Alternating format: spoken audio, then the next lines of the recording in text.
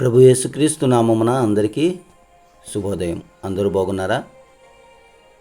అందరికీ కూడా క్షేమంగా ఉండాలని అనుదినం దేవుడికి నేను ప్రార్థన చేస్తున్నానండి. అలాగే నా కొరకు, నా కుటుంబం కొరకు, ఈ యొక్క పరిచయ కొరకు ప్రార్థన చేస్తున్న మీ అందరికీ హృదయపూర్వక వందనాలు చెల్లిస్తున్నాను. అందరికీ కూడా మరి స్వతంత్ర దినోత్సవ శుభాకాంక్షలు తెలియజేస్తున్నాను. అలాగే మరి ఈరోజు వాక్యాన్ని మనం ధ్యానించుకునే ముందుగా చిన్న ప్రార్థన.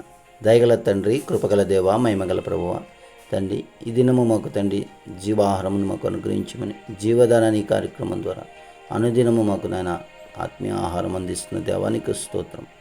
తండ్రి, మా అందరితో మాట్లాడమని యేసు నామం అడుగుచున్నాము తండ్రి, ఆమేన్. ప్రియ సోదరి, ప్రియ సోదర, ఈరోజు దేవుడు చెప్తున్న మాట కీర్తనలోంచి 37వ కీర్తన 29వ వచనం చూస్తే ఈ విధంగా: నీతిమంతులు భూమిని స్వతంత్రించుకొందురు, వారు దానిలో నిత్యము నివసించెదరు. నీతిమంతులు భూమిని స్వతంత్రించుకుందురు, వారు దానిలో నిత్యము నివసించెదరు. చూడండి, భూమి మీద, ఈ దేశంలో భూమి మీద మనం జీవించినంతకాలం కూడా స్వతంత్రులుగా మనం ఉండాలంటే మొదటగా మనం నీతిగా ఉండడం నేర్చుకోవాలి. నీతిగా ఎవరైతే ఉంటారో ఖచ్చితంగా వారు ఎప్పుడు కూడా స్వతంత్రులే.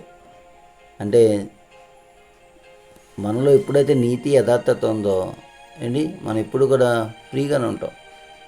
ఎవరికి కూడా బానిసలం కాం, ఎవరికి కూడా మనం దాసులం కాం. ఎందుకంటే మనం నీతిగా ఉన్నాం, యథార్థతగా ఉన్నాం కనుక అప్పుడే మనం భూమిని స్వతంత్రించుకుంటామని వాక్యం సెలవిస్తుంది. అదే 37:27లో ఉంటుంది: కీడు చేయటం అని మేలు చేయము, అప్పుడు నీవు నిత్యము నిలుచుదువు. అది కీడు చేయకుండా ఎదుటివారికి మేలు కనుక చేస్తూ మనం కలిగిన దాన్ని బట్టి ఎదుటిపడికి సహాయపడుతూ మనం ఉపయోగపడే వారిగా మనం ఉంటే భూమి మీద శాశ్వత కాలం కూడా మనం జ్ఞాపకం ఉంటాం. మనం ఉండకపోవచ్చు, ఖచ్చితంగా శరీర మరణం ఉంటుంది. మన శరీరాన్ని విడిచి మన ఆత్మ అనేది మనం దేవుని సన్నిధికి వెళ్తాం. అయితే భూమి మీద నిత్యము మనం ఉండాలంటే మన జ్ఞాపకాలు ఉండాలంటే మనం ఏం చేయాలి?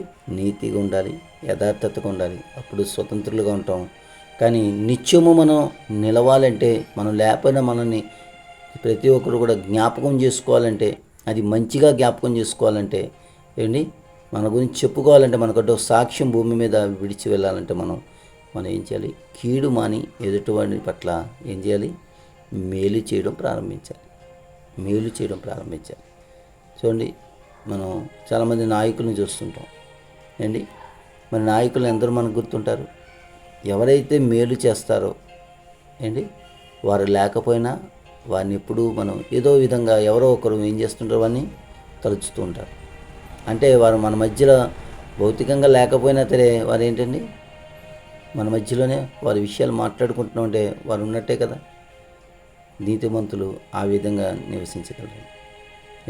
ఎందరో ఉన్నారు, దేశ నాయకులు ఎందరో ఉన్నారు, మంచివారు ఉన్నారు. అదే కీడు చేసేవారు, దోచుకునేవారు, అవినీతి పరులు ఉంటారు. వారిని కూడా జ్ఞాపకం చేసుకుంటాం. ఎలా జ్ఞాపకం చేసుకుంటాం? వారి గురించి చెడ్డగా జ్ఞాపకం చేసుకుంటాం. వారి గురించి సాక్ష్యం మీద ఉంటుందా? ఉండదు. కనుక ప్రియ సోదరి, సోదరా, ఈ భూమి మీద మనం శాశ్వతంగా మనల్ని జ్ఞాపకం చేసుకోవాలంటే, మనం ఉన్నంతకాలం కూడా స్వతంత్రంగా ఉండాలంటే నీతిగా, యథార్థతగా కీడు చేయడం అని ఎదుటోడికి మేలు చేస్తే దేవుడు ఖచ్చితంగా దీవిస్తాడు. అదే పరము చేరాలంటే, పరలోక రాజ్యంలో ఉండాలంటే మనం పాపాన్ని జయించాలి, పాపాన్ని విడిచిపెట్టాలి, దీనత్వం కలిగి ఉండాలి. అప్పుడు పరమందు కూడా దేవుడు మనకి స్వతంత్రులుగా, ఆయన స్వాస్థ్యముగా, ఆయన కుమారులుగా, కుమార్తెలుగా నిత్యము ఆయనతో ఉండే భాగ్యం. యథార్థ పరులు ఎలా అంట? యెహోవాకు అతిథులు వంటి వారట. ఆయన సన్నిధిలో నిలవదగిన వారు అంటే యథార్థ పరులని కీర్తన 15లో ఉంటుంది. కనుక ప్రియ సోదరి, సోదర, మనం నీతిగా, యథార్థతగా పాపాన్ని విడిచి ఎదుటివాడికి కీడు మరిచి మనం మేలు చేయడం ప్రారంభిస్తే ఇహమందు పరమందు కూడా మనం నిత్యము నిలుస్తాం. అట్టి కృప దేవుడు మనకు అనుగ్రహించును గాక. ఆమేన్. దేవునికి మహిమ కలుగును గాక. ఆమేన్. అందరికీ వందనాలండి. ఈరోజు పుట్టినరోజు వివాహ దినం జరుపుకుంటున్న వారికి దేవుడు నూతన దయా కిరీటం అనుగ్రహించును గాక. ఆమేన్.